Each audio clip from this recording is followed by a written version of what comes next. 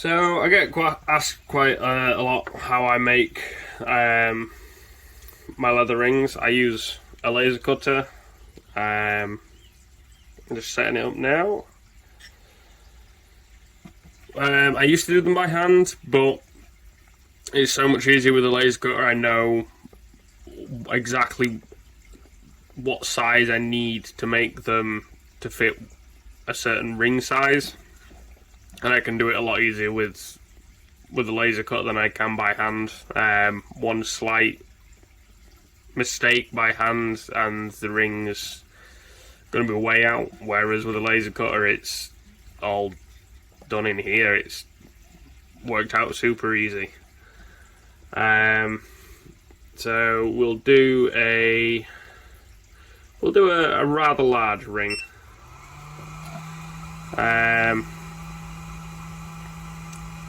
Because I promised my friend that I'd make him a ring, and he's got big sausage fingers, so it's about time we actually made him one. So I've got in fact, I was going to put my glasses on, but I'll close my eyes and wait for the fan to stop, and I'll do that for you so you can see what's happening properly.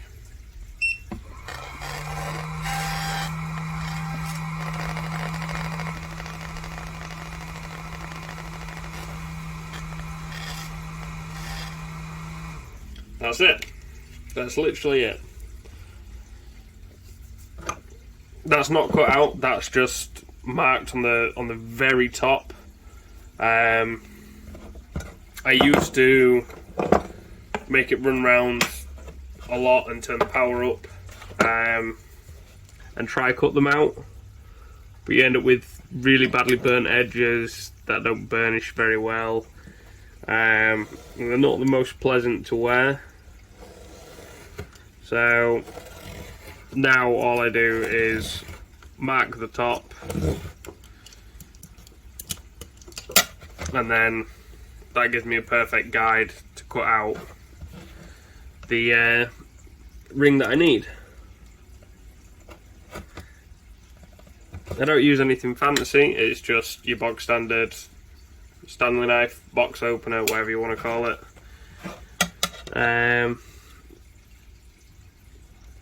I have all the fancy Japanese knives, but when this gets dull, you know, it's pence to replace a blade. It's quick, it's easy, it saves me time, and I don't get any worse results from it. I wouldn't say my results are better, but they're not any worse. So I stick to the razor blade, Stanley knife, box cutter, utility knife, whatever you want to call it. So yeah, that's the ring blank cut out. If you want it in a plain ring, we knock the holes in, we wrap it round, stitch it, done. But I'll run you through a bit of the process of what I do to most of my rings. I don't put my name on the back of all of them, mainly because I forget sometimes. But I tend to put my business name on the back, which is a bit of a waste of time, to be honest, because even after they've been through the washing machine and everything, and dried, you can't make out what it says on the back. But I like to put it on there. Even now, that's, you know, I can tell what it says, but I made it. Hawthorne and Hyde. And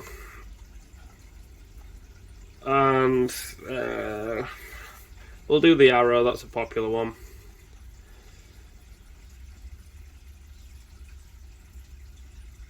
Why do we want to go?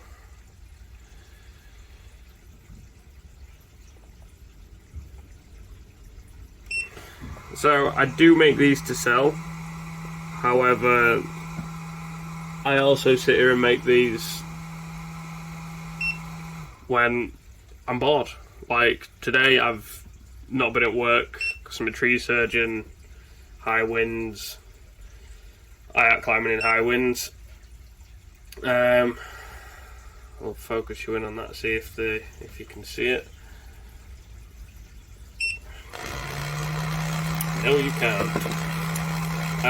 So yeah, I'm on a board. So much better, really, is it? Yeah, I'm on a board. I sit here and make rings. I make a lot of other things as well, but rings is what I started doing. That's what I started the business with, and that's still my main passion. So, that's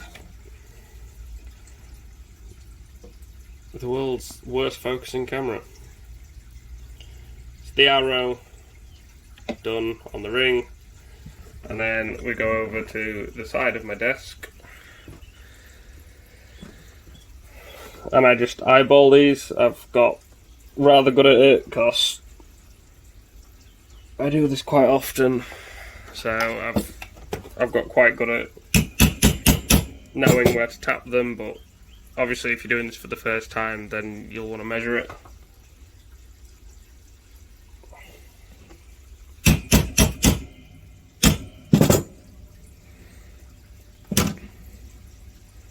That's 2 holes either side. Zooming back out now. Yeah, I'm getting quite clued up with this camera stuff, you know. The minute I say that I go out of frame, but you know. So I always start with a stitching on the back side, so you don't end up with the burnt ugly end on the top.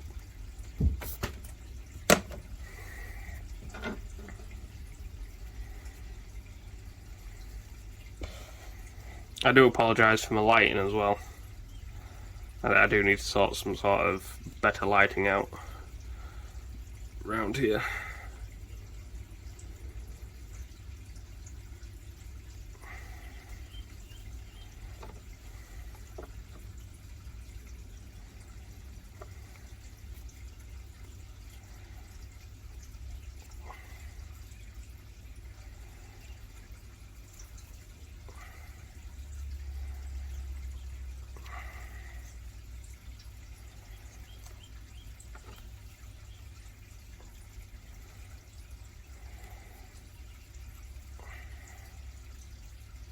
So they're the first 2 stitches that I put in.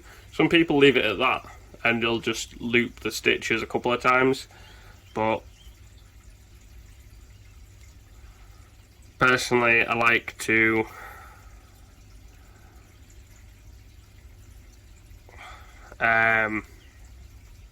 do the cross pattern. If somebody requested for me to leave it like that, I would do, but 9 times out of 10 it's the cross pattern. For me, it just looks sturdier. I don't know if it makes much more of a difference, but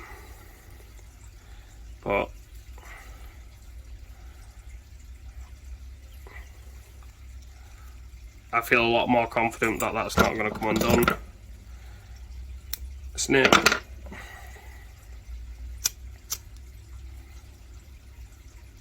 Lighter, 2 burnt ends on the inside, and yeah, there we are. That's kind of looks like a bit like an hourglass. Well, it's the 2 stitches that go across, and then it's 2 stitches that go from side to side, and then I go across, and that is the arrow.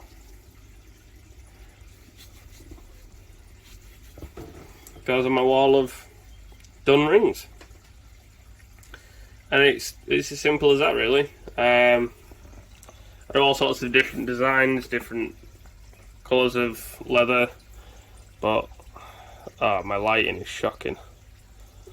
Yeah, I'll have to do another video at a later date, get set up with better camera edge, and we'll redo it, and I'll show you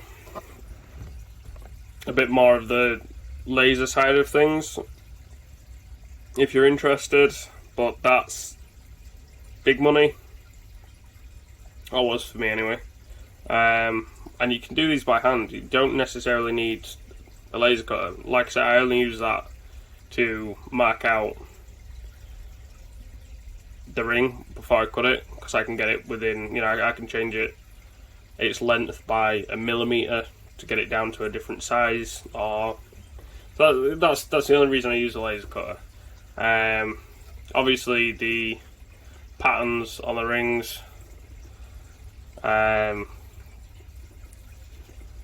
they're obviously only going to be doable with a laser cutter. You can obviously emboss, but yeah, that's me done. I'll see you in the next video, hopefully. So, quick one before I go. If you want to buy the rings I make, I'll leave a link down to my Etsy and my Facebook page. I'd prefer you contact me through Facebook. I'm still a bit unsure with Etsy, but if you have a custom design that you want, or a certain colour, you know, you have anything that you want, message me. I'll try my best to accommodate it. Another big plus, I have hats on the way. It's a bit awkward, and I know you won't really see my hat or me in many of my videos, but yeah, I have hats and beanies and stuff coming, so they'll also be in the description. Probably not on this video, but you know, jump ahead a few videos, I'm sure they'll be in there somewhere. So thanks for watching, hope you've enjoyed, and hopefully see you in the next video. Thanks a lot.